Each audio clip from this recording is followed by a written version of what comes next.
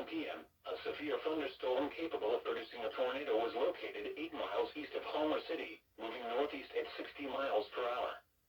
Hazard, tornado and quarter-size hail. Source, radar indicated rotation.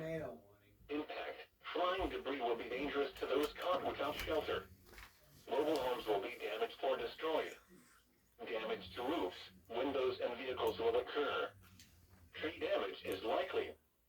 Locations impacted include Climber, Cherry Tree, Glen Campbell, Commodore, Dixonville, and Yellow Creek State Park.